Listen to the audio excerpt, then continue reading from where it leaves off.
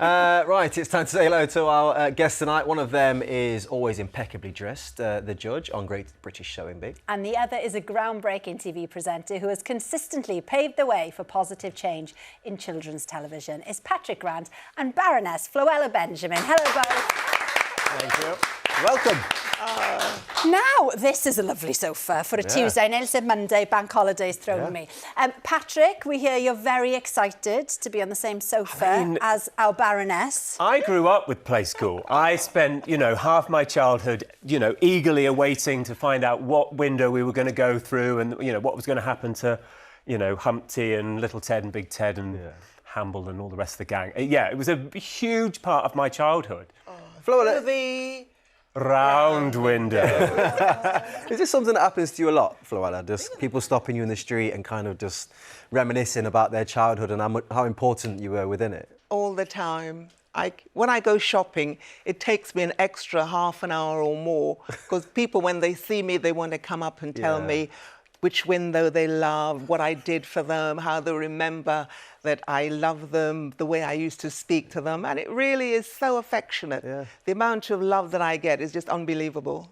Well, we have to say a huge congratulations because you are being presented with a Fellowship Award, the highest accolade at the BAFTAs on Sunday. Amazing. Amazing. And some people may not know what you've done behind the scenes since your days on Play School. So I'm just going to read some of these out.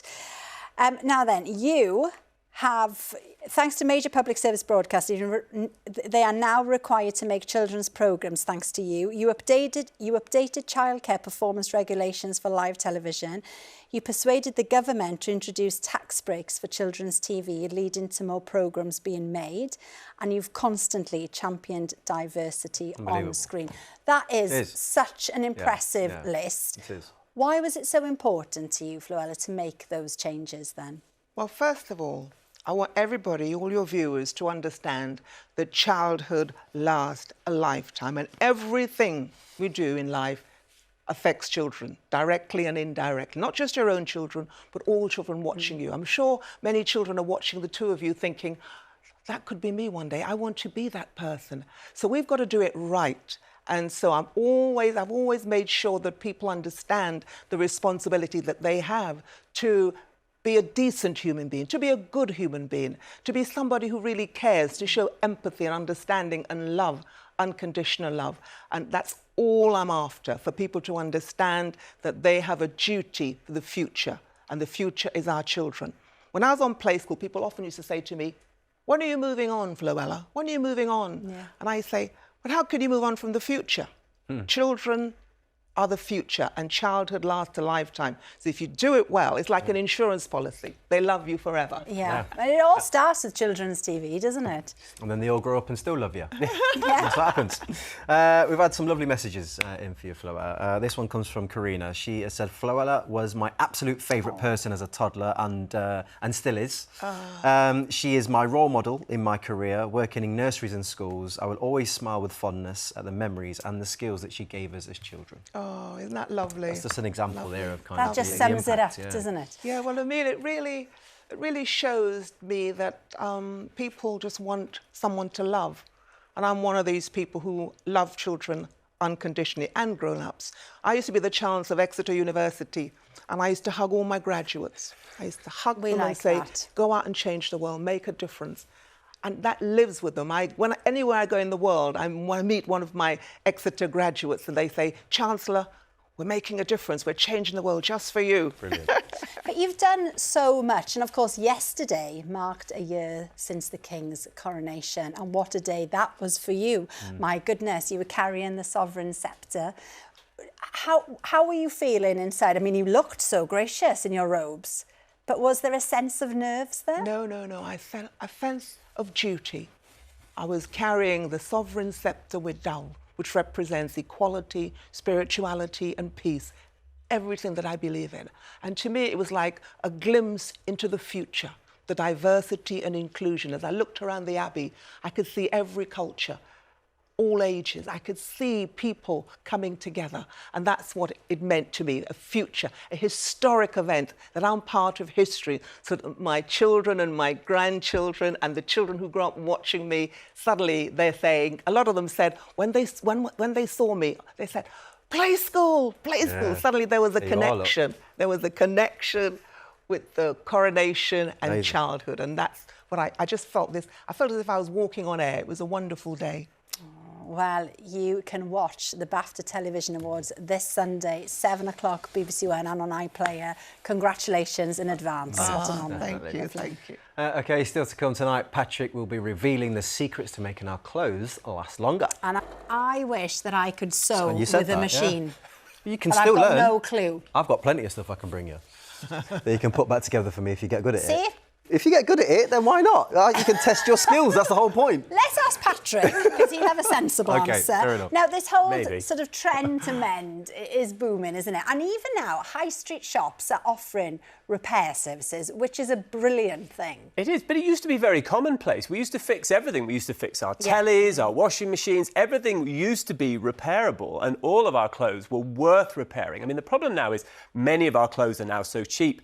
We feel like it's cheaper to buy a new one than fix it. But that, of course, is terrible for the planet, and it just encourages this throwaway culture. But, you know, all over the country, repair cafes, classes like that brilliant one in Chorley, big up Lancashire, you know, there's amazing stuff happening, and it makes you feel good. You know, when you can bring something back to life, when you can extend the life of something just with a few simple tricks or skills, it actually makes you feel good. And you're kind of, you know, you're doing something good for the planet. Just a simple, it's a sort of act of kindness to the world, bringing something back. But, you know, I fix lots of things, and it just makes me feel happy to bring something back in that way.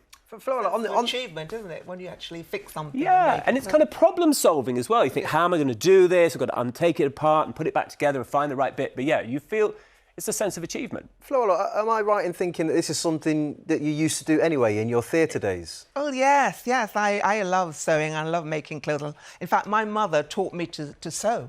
My mother could make something without a pattern. Wow. And so she actually encouraged us to go to jumble sales. Yeah. You know, charity shops. Yeah. Because you'd get it and you'd bring it home. I loved a good jumble sale. Well, you'd get it home and you'd kind of make it your own. Yeah. You know what I mean? Yeah, so so a lot of my clothes, in fact, my wedding dress, I got it from a charity shop because I just made it my own dress in the end, you know. Yeah. Good tip. Now, Patrick, you like this, Floella. Patrick has got a new book out called Less. Stop buying so much rubbish. So, now then, the rubbish, obviously, is the fast fashion, really, isn't it? Yeah, you should have heard what the title I really wanted to call it. But it is. We've gone from being a society that buys a small number of really high-quality things that were made locally and employed lots of people in skilled jobs, to being an economy and a society that buys incredible quantities of stuff. I mean, the year before last, we made over 100 billion pieces of clothing on the planet. And, you know, 70% of those are made out of synthetic materials that are made from oil. We've gone crazy for this stuff. And, you know, the more we have, the kind of more we want, and the more problems we cause ourselves. And I think if we just went back to having fewer things that we really value, things that we cherish, things that we repair, that we want to pass on, we would just feel better about ourselves. And also we'd create loads of additional jobs, people making things and repairing things. All of this could bring, we could help rebuild local economies, and it would be better for the planet, better for the people, and we'd all feel much happier. Yeah. How do people, I suppose, know what's quality when they're shopping? Because the association would be just money. Yeah. The more expensive, the more quality. Again, you know, my grandmother's and my mother's generation, everybody understood quality implicitly. You know, you could handle a fabric and you would know what it felt like. Nowadays, because many people have grown up never having handled good quality clothes, it's harder. I mean, the first thing you can do is read the label. You know, what does it say inside? What is it made from? Understand, you know, wool, cotton. Some people, I mean, I remember Joe saying to me on series 2 of Sewing Bee, what is polyester? But if people don't learn what polyester is and acrylic and nylon, they can't tell. But, you know, buy something that's locally made. If you can, instead of buying 10 cheap things, buy one good thing. Look on the label, buy something that's made locally. Then it's more than likely it'll have a good resale value. It'll be worth repairing, and it'll bring you a lot of happiness. And you will feel connected to it as well. You'll be happy because the dress I'm going to wear for BAFTA on Sunday is a silk dress that's 45 years old. Wow, perfect. Well done, you. Because you've got the quality in the fabric, you know. You know that when you sit in it, it's not going to get creased. Yeah. It looks great, it feels good.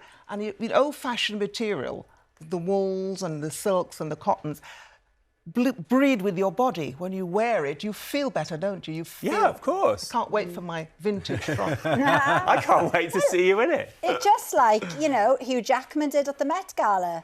I mean, Yes. he had a suit, apparently, that he'd worn 20 years earlier. I mean, well done, Hugh, for fitting into it. Well, yes, exactly.